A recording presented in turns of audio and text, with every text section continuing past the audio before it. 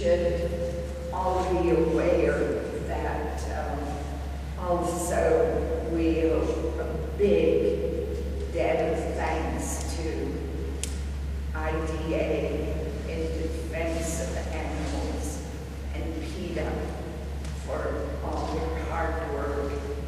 And it really does tell you, keep bucking the authorities. You must. If you see an emaciated elephant anywhere, complain.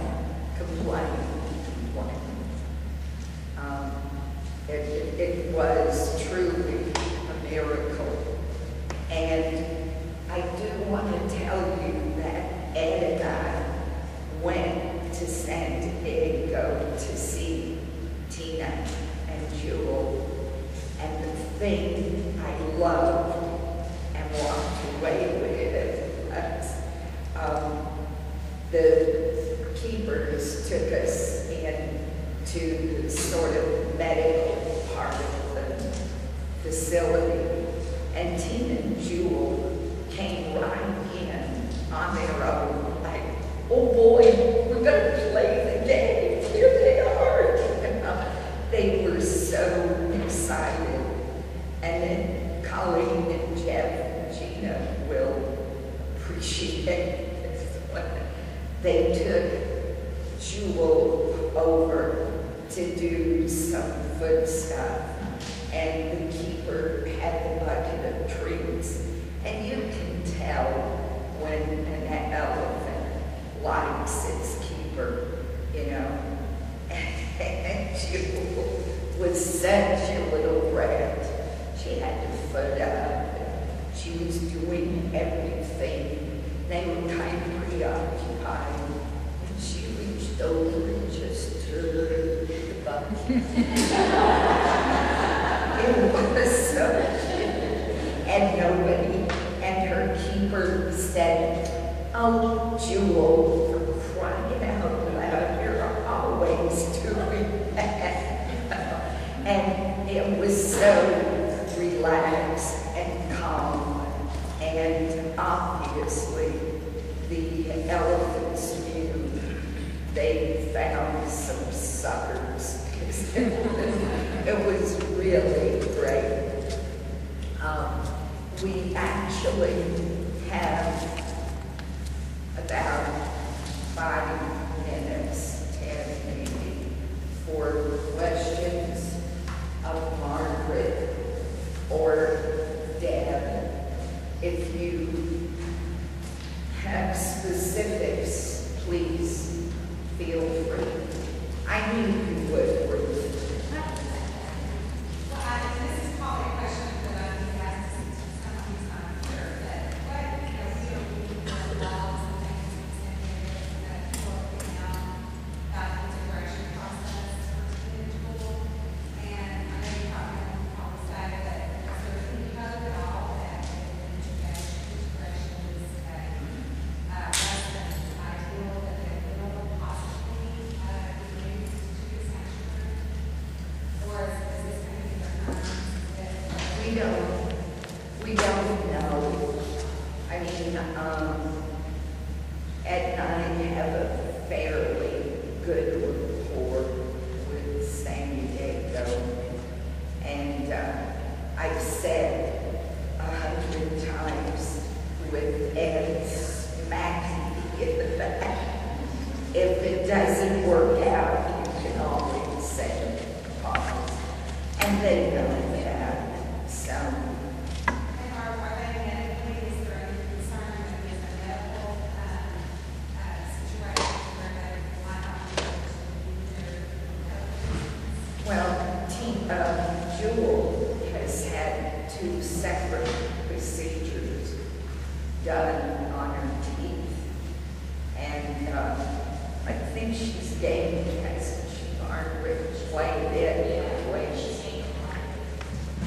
But, you know,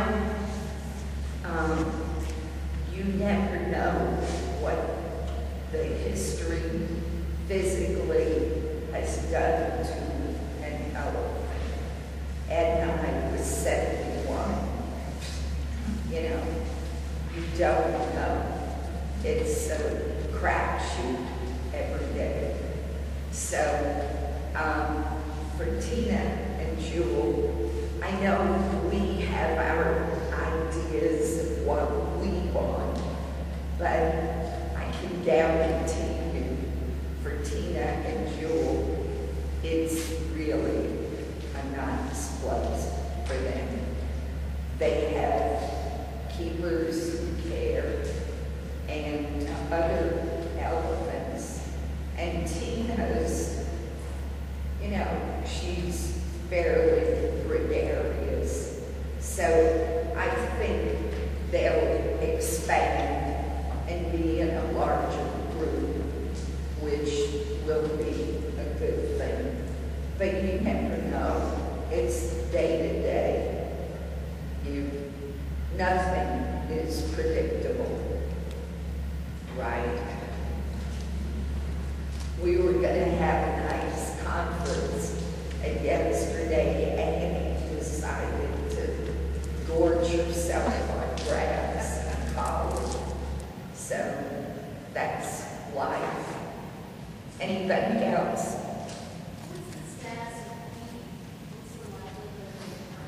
You know, it's, what is it?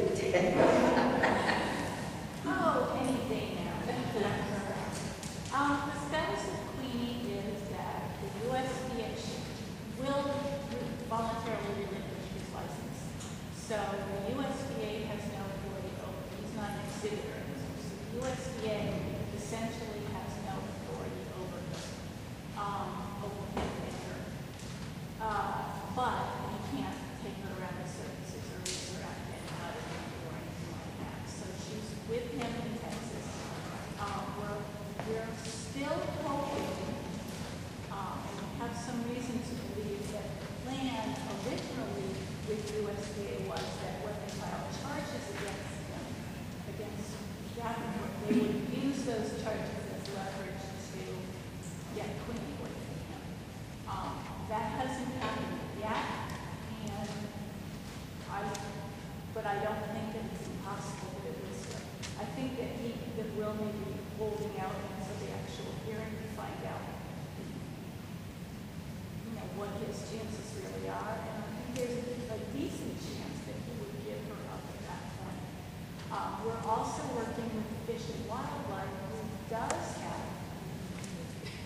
We're working with this. We're trying stronger. to get We're pushing Fish and Wildlife because we had some concerns about whether Queenie was at risk, particularly over the winter when it was cold and light. We have the bodies heated, and now that it's 4 days in, we think that she's not being fed properly. We wanted Fish and Wildlife to go in there and do an investigation because she's an endangered Asian elephant, and they should make sure that they're not, their lives aren't endangered. It's hard to know, and I need to follow up yet again with them, but we've had people contacting Fish and Wildlife, and they're very off-putting, of course. I've spoken to the guy who's in charge of all of the agents, and he says that they are aware of the situation, they're discussing what to do. I don't know how long it takes to discuss. And there's another part to that. The owner really is in between a rock and a hard place. If he can't work her, she's useless to him. And so I don't think he's going to sit and just continue to feed her. He's really trying to get somebody to pay him $100,000 for her. And so I think ultimately he's going to try to work her, because that's his mentality. And the minute he does, she would be confiscated.